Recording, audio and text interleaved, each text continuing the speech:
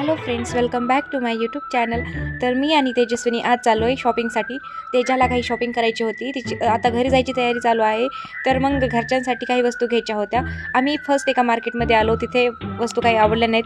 मग नंतर आम्ही मॉलमध्ये आलो. लोकल दुकानापेक्षा झुडिओमध्ये शॉपिंग करायला मला खूपच जास्त आवडतं, कारण तिथल्या थंड अशा एसीच्या हवेमध्ये शॉपिंग करण्याची मज्जाच वेगळी असते. ज्या गोष्टी घ्यायच्या होत्या त्या घेऊन झाल्यानंतर आम्ही काही ड्रेस ट्राय केले. मीही हा ड्रेस ट्राय करून बघितला आणि त्यानंतर काही हँडबॅग्स आणि पर्स ट्राय करून बघितले. याचबरोबर कॉस्मेटिक्सची खरेदी केली.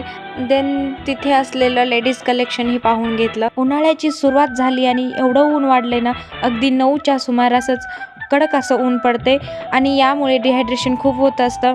सर्वांनी आपापली काळजी घ्या. बाहेर पडताना पाण्याची बॉटली सोबत असू द्यात. झालं असं की पाणी पिऊनच आमचं पोट भरलं होतं, म्हणून लंचमध्ये डोसा आणि इडलीच घेतली.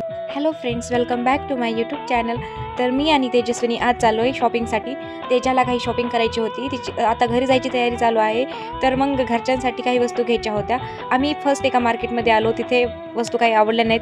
मग नंतर आम्ही मॉलमध्ये आलो. लोकल दुकानापेक्षा झुडिओमध्ये शॉपिंग करायला मला खूपच जास्त आवडतं, कारण तिथल्या थंड अशा एसीच्या हवेमध्ये शॉपिंग करण्याची मज्जाच वेगळी असते. ज्या गोष्टी घ्यायच्या होत्या त्या घेऊन झाल्यानंतर आम्ही काही ड्रेस ट्राय केले.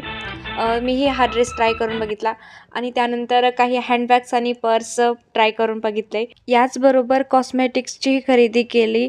देन तिथे असलेलं लेडीज कलेक्शनही पाहून घेतलं. उन्हाळ्याची सुरुवात झाली आणि एवढं ऊन वाढले ना, अगदी 9च्या सुमारासच कडक असं ऊन पडते आणि यामुळे डिहायड्रेशन खूप होत असतं.